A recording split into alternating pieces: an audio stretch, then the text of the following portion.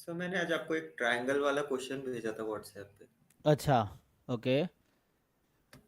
क्या वो समझ नहीं आ रहा था? नहीं सर। अच्छा, देखते हैं। तो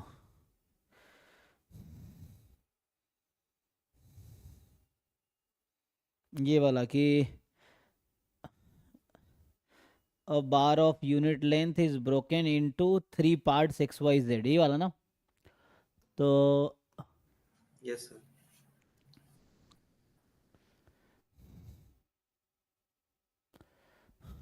है ना? सो यहाँ मतलब कोई लाइन है, मान लो, जिसका लेंथ 1 है, और इसको आपने क्या किया, कितने पार्ट में ब्रेक कर दिया? 3 पार्ट में, यही ना?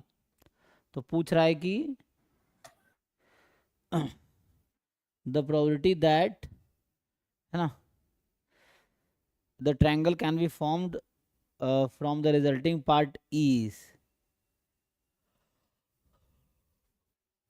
ठीक है ना? तो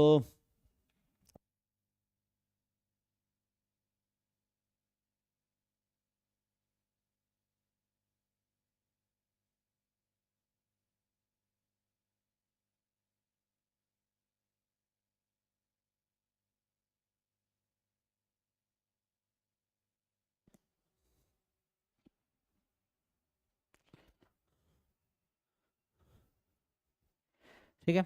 तो है ना, जैसे मान लीजिए एक्स पार्ट है, ये वाई पार्ट है, ये जेड पार्ट है। Probability that triangle can be formed from the resulting part is, ठीक है।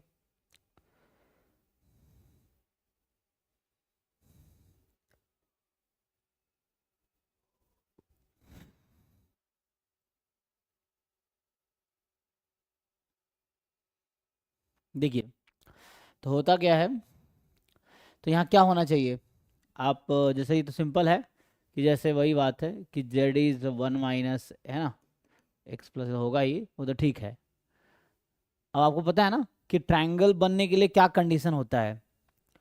सर अ, ये क्या किया आपने, z इक्वल्स टू। तीनों का लेंथ कितना है? ये कितना लेंथ था उस बार, मतलब कोई समझ लो कोई लाइन है, लाइन सेगमेंट। तो यूनिट लेंथ का मतलब क्या है? यूनिट लेंथ मीन्स क्या होता है, क्या जानते हैं आप यूनिट लेंथ का मतलब? पर सेंटीमीटर। मतलब मतलब पर 1 यूनिट यूनिट। ना, हाँ, 1 यूनिट, हाँ। पर तो कहने यूनिट। को यही है ना कि x plus y plus z 1 है, यही है, ये है। So x plus y plus z 1 है, तो z की value 1 minus x plus y आएगी, आएगी ना? ये आ जाएगी। सो होगा। एंड नाउ अब क्वेश्चन ये है कि ये ट्रायंगल कब बनाएगा? तो आपको पता है ना, ट्रायंगल बनाने के लिए क्या कंडीशन होता है कि sum of any two side must be the greater than the third side, है ना? यस सर, ग्रेटर देन किसी भी दो साइड का सम तीसरे ज़्यादा होने चाहिए। तो यहाँ से आ जाएगा, जैसे मैं बोलूँ, जैसे x plus y should be more than z, x plus z should be more than y, है ना? और ऐसे ही y plus z should be more than x, ये कंडीशन है।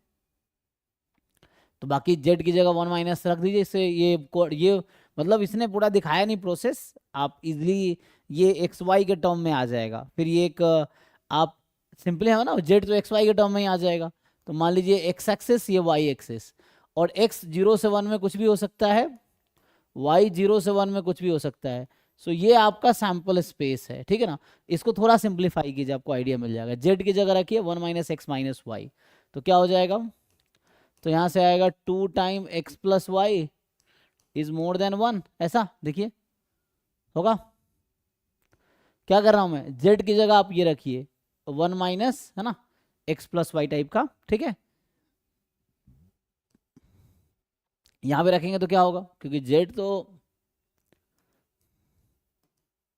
इस तरह से है, तो x प्लस जेड, मैं z को हटाना है, मैं सिर्फ एक्स वाई में लाना चाहता हूँ उसको, ठीक है? तो x plus z 1 minus y more than y, y plus z 1 minus x more than x, ऐसा हो जाएगा, देख लीजिए। Yes sir. अब इसको सिंप्लीफाई कर लीजिए, तो प्रोबेबिलिटी यहाँ से आ जाएगा x plus y is more than half, यहाँ से y लेस देन हाफ, यहाँ से आ जाएगा x लेस देन हाफ। और नेगेटिव तो हो नहीं सकता, तो इसका मतलब है कि 0 से हाफ, ये 0 से हाफ, और x प्लस वाई मोर, क्या इसका ग्राफ बना सकते हैं हम लोग? तो इसका ग्राफ इसमें बनाइए, और जो रीजन आएगा area of this region upon area of sample space. Sample space क्या है? 1 × 1, क्योंकि x 0 से 1 में कुछ भी हो सकता है, y 0 से 1 में कुछ भी हो सकता है, ठीक है, लेकिन अंडर दिस कंडीशन। तो बनाइए जरा, क्या आएगा? क्या इसको आप ठीक कर सकते हैं? ग्राफ बनाना आता है? बनाइए इसका ग्राफ। मैं ये कह रहा हूँ इसका ग्राफ क्या होगा। तो जब इसका ग्राफ बनाएंगे आप,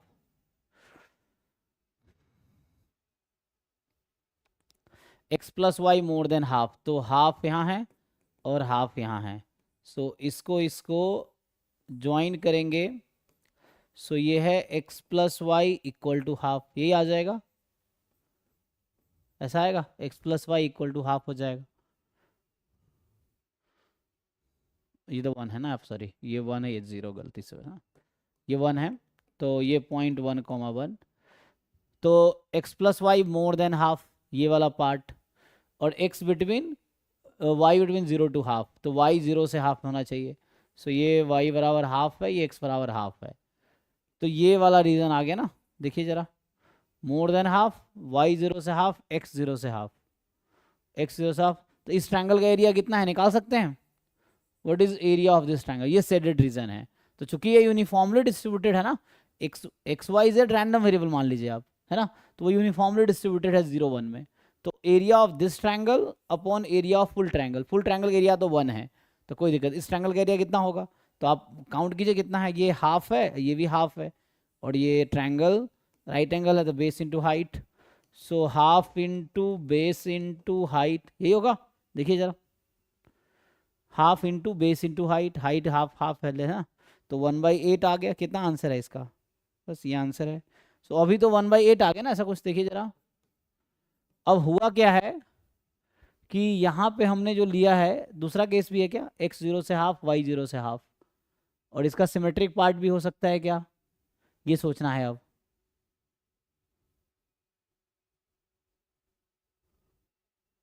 यहाँ तक ठीक है? देखिए,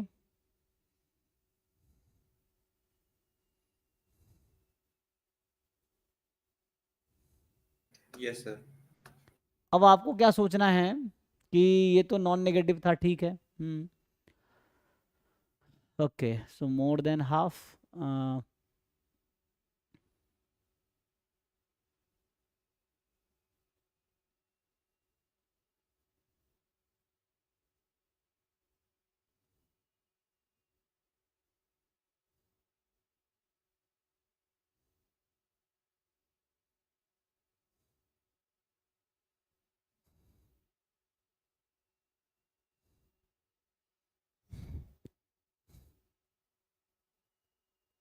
ना, तो ठीक है, लेकिन अब इसको 1/4 लाने के लिए मुझे लग रहा है 2 पार्ट होगा।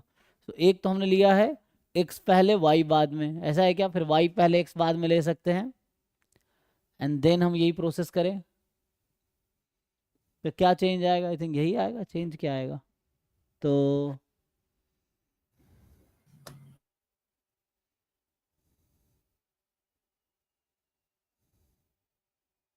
आंसर तो 1/8 ही होना चाहिए मुझे लगता है। तो आगे इन्होंने क्या किया है, अच्छा देख लेते हैं पूरा क्या है। सो आगे इन्होंने किया है कि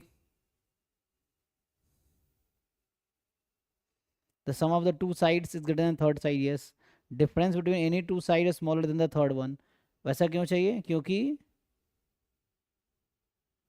a bar of unit is broken into 3 parts, the probability that the triangle can be formed from the resulting parts।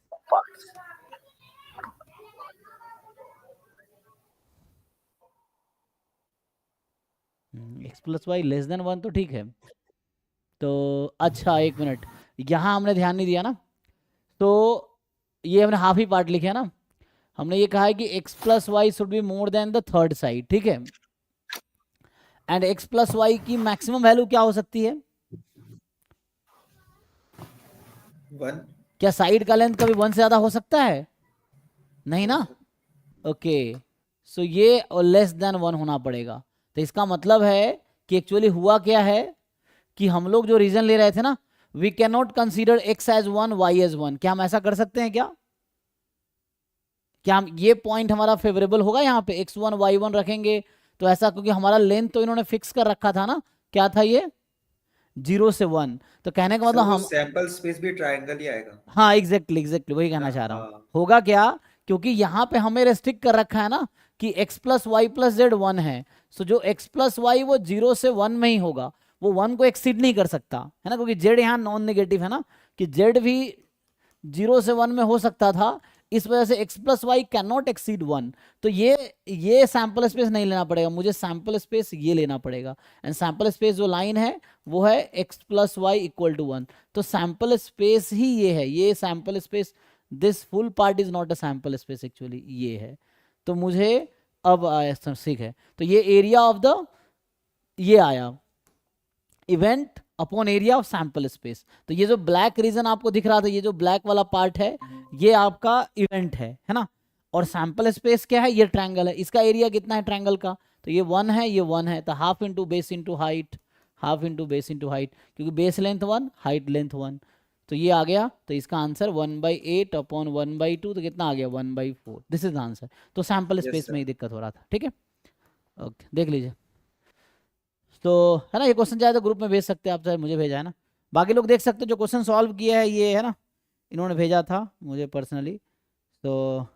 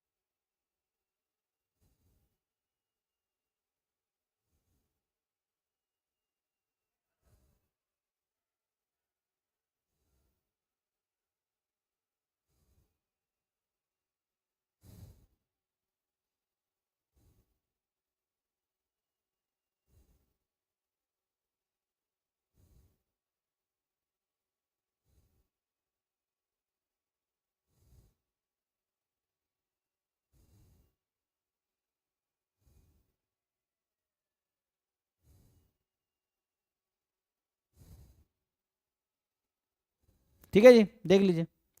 सो उसको ना, बाकी ठीक है, आप चाहो तो ऐसे वाले ग्रुप में भेज दो, लोग देख लेंगे जिनको ज़रूरत है अगर, ठीक है, नहीं तो आगे बढ़ते हैं हम लोग। चलिए, तो सर ये अभी, उसी बुक का है वो जो तनुजी चक्रवर्ती थी ना। अच्छा उनके बुक का है, ओके हाँ ठीक है। वो आईएसआई वाली ही। हाँ हाँ हाँ, तो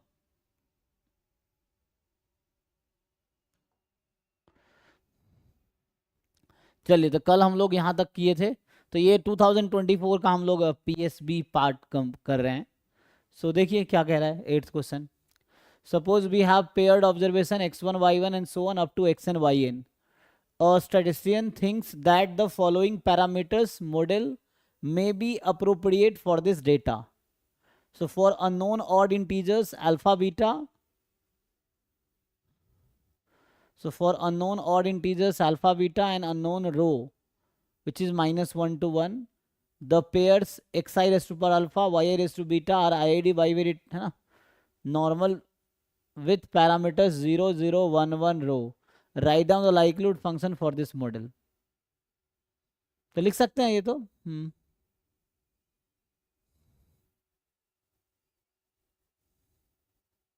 ऑड इंटीजर्स अल्फा बीटा है ना, एन अननोन रो है,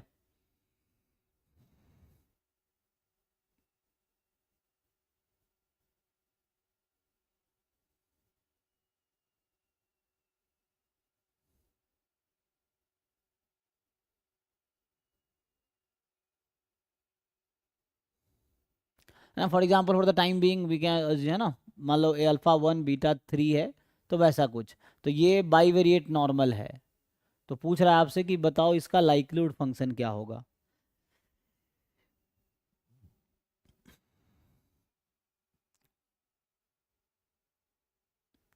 है ना, so we may assume it something like,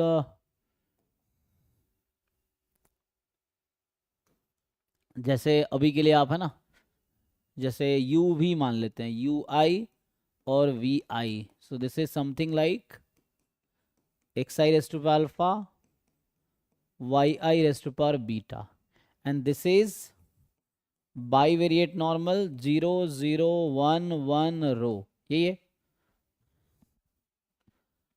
अब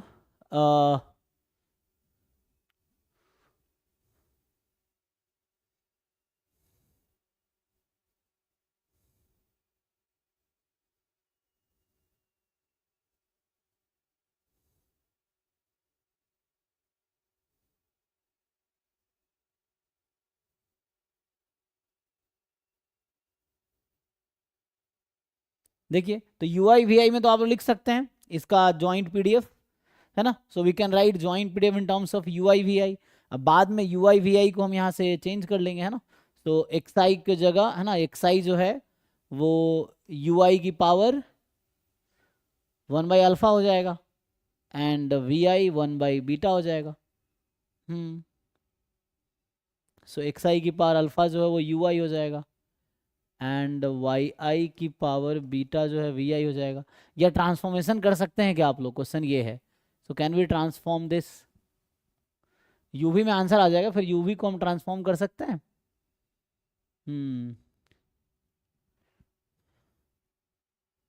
जैकोबियन तरीके से भी सोच सकते हैं हम लोग, है ना. तो यूवी में तो आ जाएगा लाइक्लीहुड फंक्शन इज जस्ट, है ना. आपको पता है लाइक्लीहुड फंक्शन क्या है. जैसे लाइक्लीहुड फंक्शन यहाँ पे होगा रो में, अभी तो सिर्फ मैं अगर यूवी में लिखूंगा तो उसमें सिर्फ रो होगा. प्रोडक्ट ऑफ एफ ऑफ मान लो यू आई वी आई, अगर यू आई वी आई का डिस्ट्रीब्यूशन लूंगा आई फ्रॉम 1 to n, ये आ जाएगा. अब मेन है ट्रांसफॉर्मेशन करना.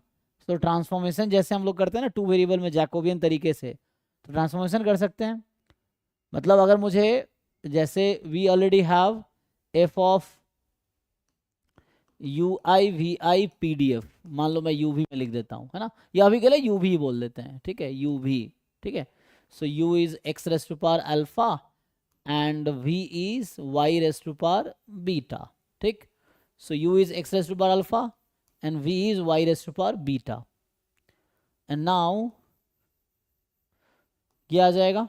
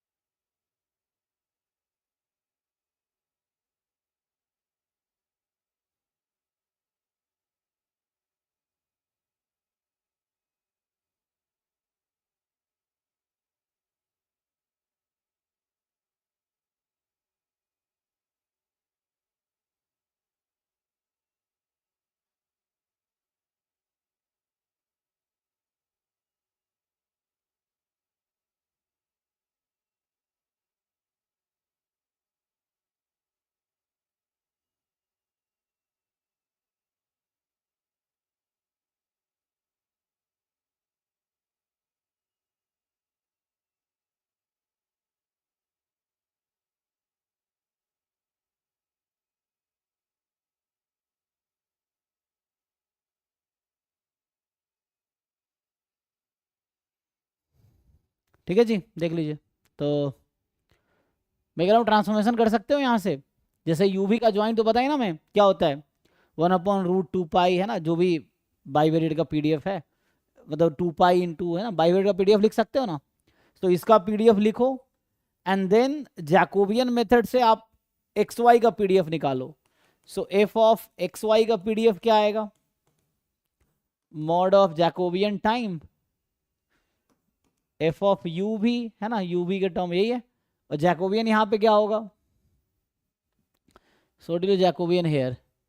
सो यहाँ जो जैकोबियन होगा हमारे पास del U V upon del X Y, ऐसा आएगा, है ना, बाइवेरिएट.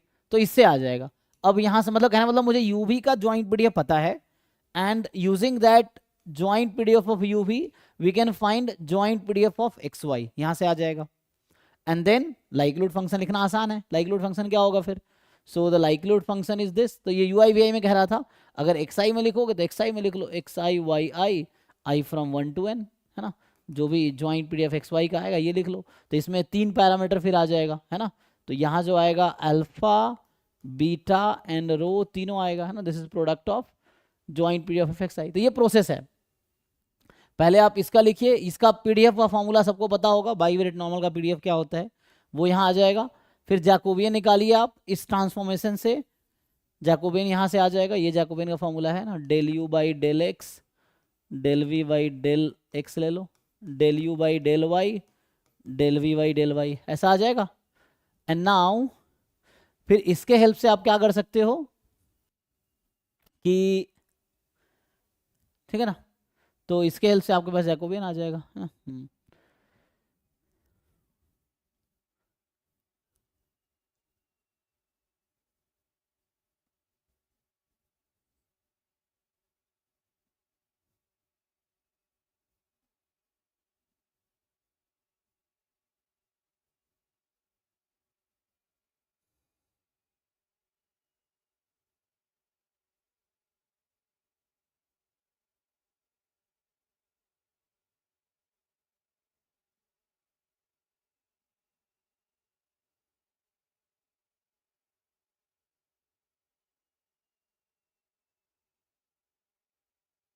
कर पाएंगे, तीसरा ट्राई करके देखिए, हो जाएगा, है ना, ये प्रोसेस है, मैं बता दूं, this is the process, you find then you find, just likelihood function लिखना है, सब्जेक्टिव है ना, तो आपको एक्सप्रेशन लिखना है ना, जो भी लिख पाओगे वहां से आ जाएगा।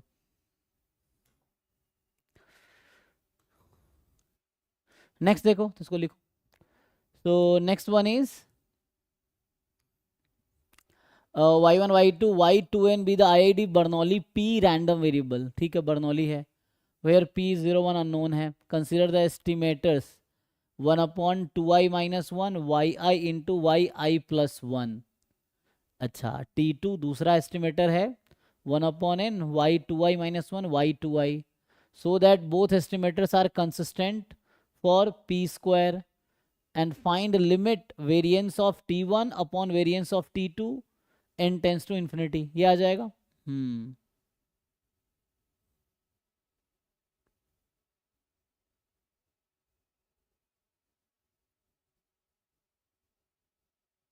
ठीक है, निकालिए,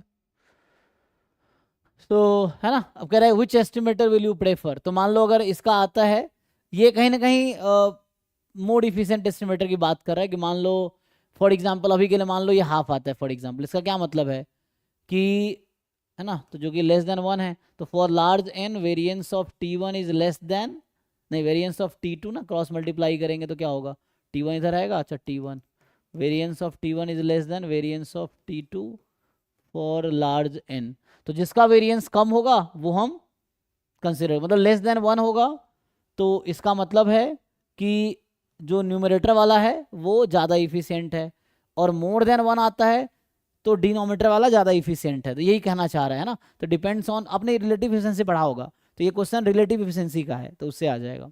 अभी मेन है पहला पार्ट सॉल्व करना, ठीक है ना, फिर पहले से दूसरा आ जाएगा, so that both estimators are consistent estimator for p square, कैसे दिखाएंगे बताइए आप लोग, तो ये तो है ना, वाई आई जो है, again y i will take value 1 और 0, है ना, यही है, सो 1 और 0, 1 with probability p and 0 with probability p, तो वाई आई वाई जे क्या होगा, अगर आप इसको ओपन करेंगे कितने टर्म्स हैं टोटल, तो ये कुछ एवरेज टाइप का नहीं लग रहा है, अगर मैं ऐसा बोलूँ आपको, weak law of large number use करो, जैसे लेट से मैं यू आई मान लेता हूँ इसको, Y I into y i plus 1 को, ठीक है, सो वाई आई और इंटू में वाई ऑफ आई प्लस 1, ऐसा आ जाएगा,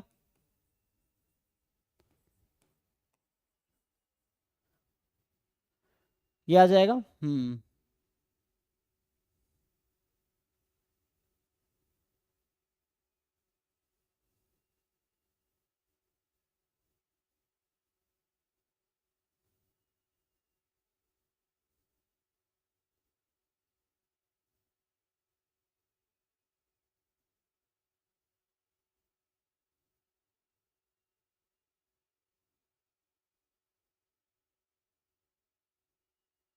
तो मैं आपसे पूछूं कि what is the probability of you I being 1, ऐसा कब होगा?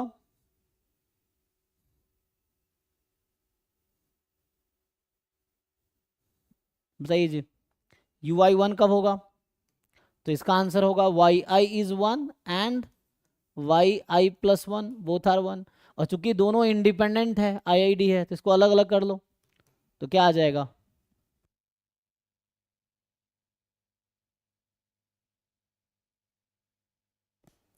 तो यहां से क्या आएगा आपके पास? ये अलग अलग कर लोगे, p इंटू पी आ जाएगा, तो ये आपके पास पी स्क्वायर आ जाएगा। ठीक है, तो ये पी स्क्वायर आ जाएगा, हाँ, क्योंकि इंडिपेंडेंट है। तो इससे क्या समझ आया? और ये जो T1 है, T1n अगर आप देखोगे, T1 comma n, this is somehow u bar, average तो है, जितने हैं 1 से लेके 2n-1, तो there are 2n-1 random variable, और 2n-1 से डिवाइड उसका एवरेज है। ठीक, वैसे ही यहाँ पे भी देख लो। अब सिमिलरली वी आई मान लो इसको है, तो कहने का मैं ये चाह रहा हूँ कि यहाँ यू आई भी, you I is Bernoulli p square kind, ठीक है ना। एंड वी आई तुम यही ले लो, Y 2i-1 into Y 2i, ऐसा हो जाएगा। सेम प्रोबेबिलिटी ऑफ वी आई 1 कब होगा? जब इंडिविजुअली दोनों 1 होगा और दोनों इंडिपेंडेंट आई आई डी है, तो फिर से ये पी स्क्वायर आ जाएगा। तो कहने का मतलब ये हो गया v i is Bernoulli p square. और यहाँ से क्या समझ आया? फिर से ये देखोगे, आई 1 से n तक है, तो इसका नाम वी आई है। तो it is something like 1/n summation v i, i from 1 to n। तो ये कहीं ना कहीं वी बार हो गया। तो कहने का मतलब ये हो गया कि जो t ऑफ 2, n है वो वी बार हो गया। Now you know weak law of large number apply कर लो। So weak law of large number से क्या कहता है कि u bar converges in probability to e of u, v bar converges in probability to e of v, और ये भी पी स्क्वायर आएगा, ये भी पी स्क्वायर है, क्योंकि ये बर्नौली है, ये भी बर्नौली। हो गया प्रूफ, यही प्रूफ है। सो पहला पार्ट हो गया, मतलब, है ना। सो फर्स्ट पार्ट हो गया। अब निकाल लो वेरिएंस दोनों का। यू बार का वेरिएंस कितना आएगा? सो आप लोग जानते हैं एक्स बार का वेरिएंस कितना होता है, sigma square by n. N क्यों होता है? क्योंकि एन सैंपल साइज है। यहाँ पे सैंपल साइज क्या डिपेंड करेगा?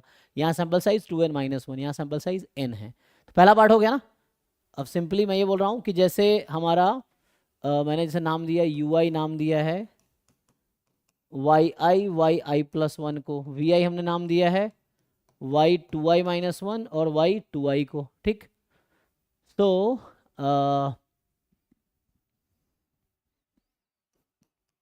T1n is u bar, T2n is v बार। तो वेरिएंस निकाल लो, क्या होगा? वेरिएंस ऑफ u बार जो होगा सिग्मा स्क्वायर, मतलब variance of u population upon sample size, यहाँ है 2n-1, and variance of v bar, variance of v upon sample size n है। और ये कितना था? बर्नौली पी स्क्वायर था, u वॉज बर्नौली, है ना, P square. Bernoulli p square का वेरिएंस कितना होता है? तो P square into 1 minus P square होगा अपॉन 2n-1, ये भी ऐसे ही था, P square into 1 minus P square upon n। तो अब दोनों को डिवाइड कर लो, limit n tends to infinity लगा लो। सो यू डिवाइड बोथ, ठीक है। सो डिवाइड करो, क्या आएगा भाई? सो जब डिवाइड करोगे तो variance of u bar upon variance of v बार, क्योंकि u बार ही है T1n, है ना, तो ये आ जाएगा। तो यहाँ से ये कैंसिल हो जाएगा, n ऊपर आ गया, तो n अपॉन 2n-1 लिमिट लगाओ। तो जब इसकी लिमिट लगाओगे तो ये आंसर आएगा कितना? 1/2, और ये लेस देन 1 है। तो लेस देन 1 इसका क्या मतलब है? तो इसका वेरिएंस कम है, इसका मतलब, है ना। सो वेरिएंस ऑफ u बार जो होगा लेस देन होगा variance of v bar for large n, और इसका मतलब this is better estimator. So which estimator would you prefer and why? So we will prefer T1n because it has lesser variance, means it is more efficient. ठीक है, देख लीजिए, आ जाएगा।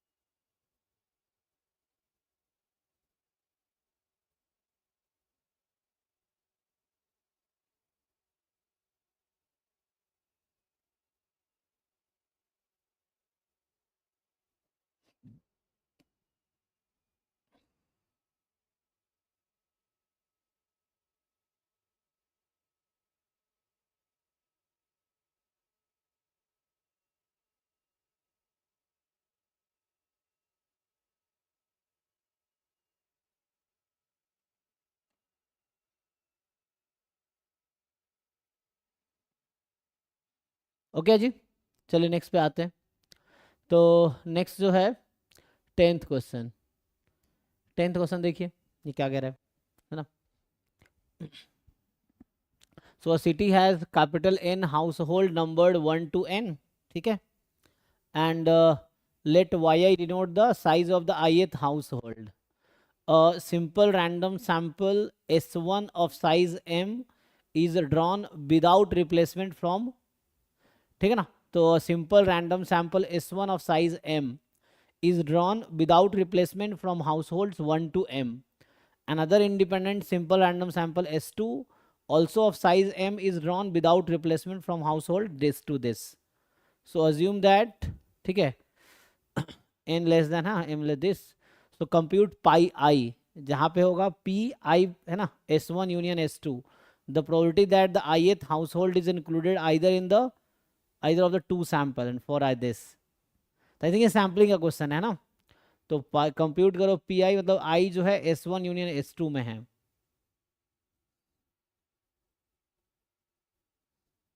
And so that T is an unbiased estimator of the average household size in the city. So that T is the unbiased estimator of the average household size in the city, ठीक है। तो इसको देखो, पाई आई तो probability है ना, तो probability है अलग अलग है ना, और वाई आई अपॉन पाई आई,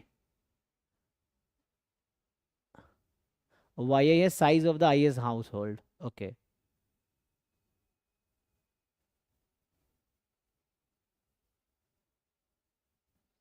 क्या करेंगे देखिए, सैम्पलिंग क्वेश्चन समझ आ रहा है। तो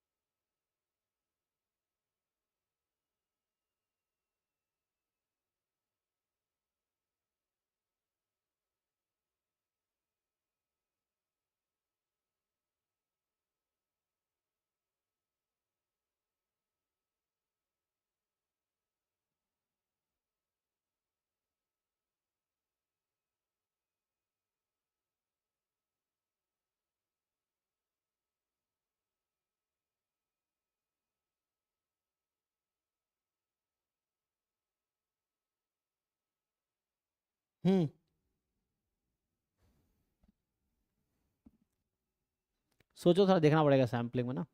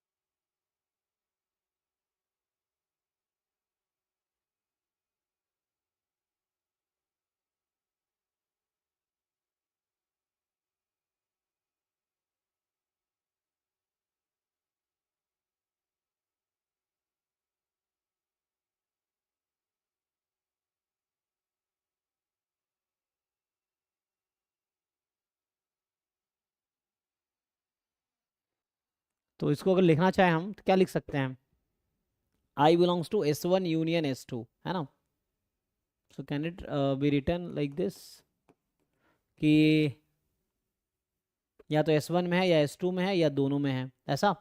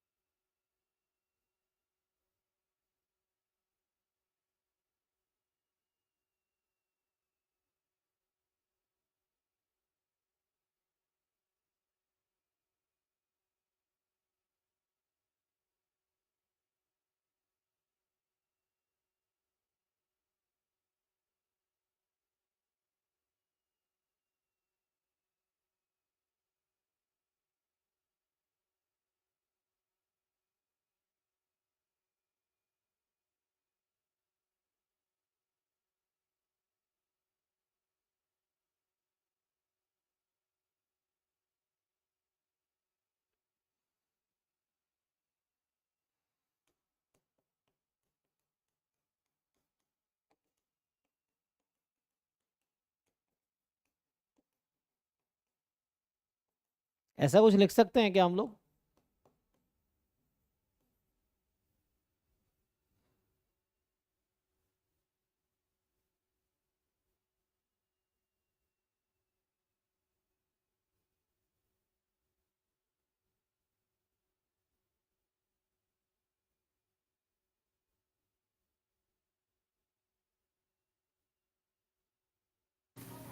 यस सर. एंड देन क्या चांस है कि यहाँ M तक है, 1 से M, और यहाँ पे जो है तो इसका साइज तो कैपिटल M है, इसका साइज कितना है, सो N माइनस M घटा देंगे, है ना. सो N माइनस M घटाओगे तो कितना आ जाएगा, तो ये भी M साइज का है. ओके, कैपिटल M साइज का है ना. कैपिटल M इसका साइज है, उसमें से स्मॉल m साइज का हम सैंपल ड्रॉ कर रहे हैं. ठीक है, स्मॉल m साइज का सैंपल ड्रॉ कर रहे हैं. ये कैपिटल M साइज का है, यहाँ भी स्मॉल m साइज का ड्रॉ कर रहे हैं दूसरा सैंपल. ठीक है,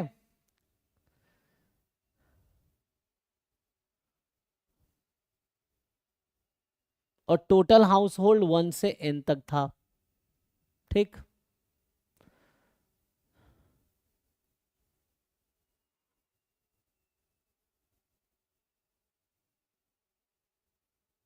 तो आई कोई पर्टिकुलर हाउस होल्ड है ना, तो ये होगा.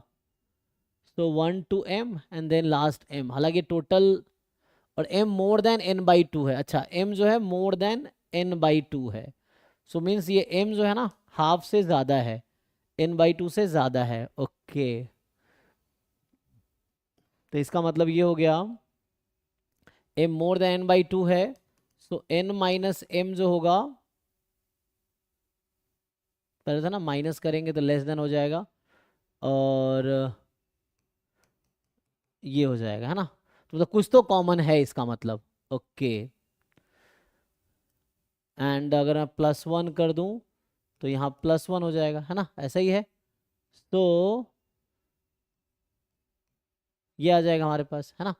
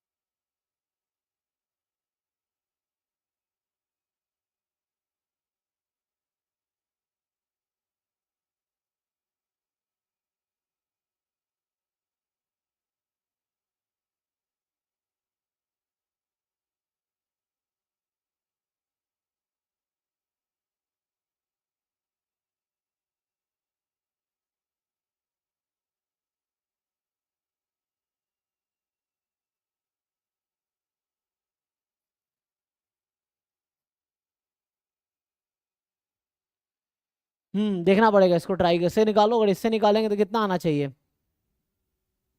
IS1 में भी है एंड S2 में भी है।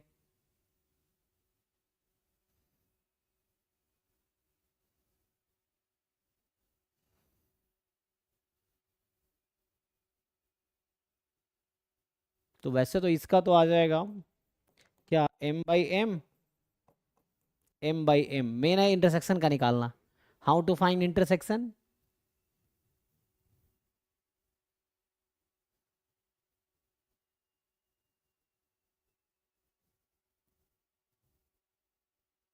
तो कुछ तो कॉमन है उसके अंदर, है ना। So how many elements are common, कैसे डिसाइड करेंगे।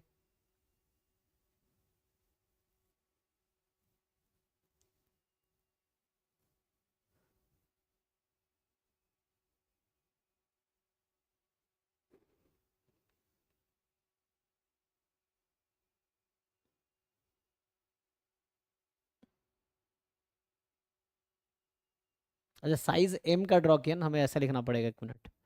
तो यहाँ पे साइज M का ड्रॉ किया ना, तो साइज M का ड्रॉ, लेकिन I के बारे में बात कर रहे हैं, सो I should be included in that.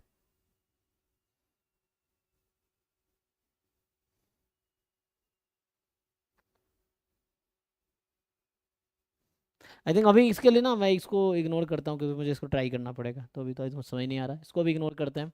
मतलब अभी छोड़ देता हूँ, इसको ट्राई करता हूँ, फिर डिस्कस करेंगे। नेक्स्ट देखते हैं। तो ये तुम लोग ट्राई करके देखो, जिसका हो बताना, क्योंकि सैम्पलिंग का थोड़ा थ्योरी देखना पड़ेगा मुझे भी, है ना, तब जाके समझ आएगा। अच्छा, तो ये 24 का यहाँ खत्म हो गया। ओके, तो मतलब जो 2024 का PSB पार्ट है वो यहाँ खत्म हो जाता है, लेकिन ये क्वेश्चन रह गया बिकॉज ऑफ सैम्पलिंग, मुझे थोड़ा थ्योरी देखना पड़ेगा, है ना। तो अभी तो मुझे तब देखते हैं, क्योंकि ये एग्जाम में भी नहीं था, तो इतना फ्रिक्वेंट है नहीं क्वेश्चन सॉल्विंग, तो इसलिए इसको देखना पड़ेगा, ठीक है। बाकी एक क्वेश्चन रह गया, बाकी हमने सारे ऑलमोस्ट सॉल्व किए हैं, ठीक है। देख लो, तो 2023 का सॉल्व करके आओ कल। कल इसको अच्छा, PSA तो हो चुका है 23 का, हो चुका है जी। सो PSA 23 का ऑलरेडी हम डिस्कस कर चुके हैं। सो बचता है PSB 2023 का, कल से स्टार्ट करेंगे।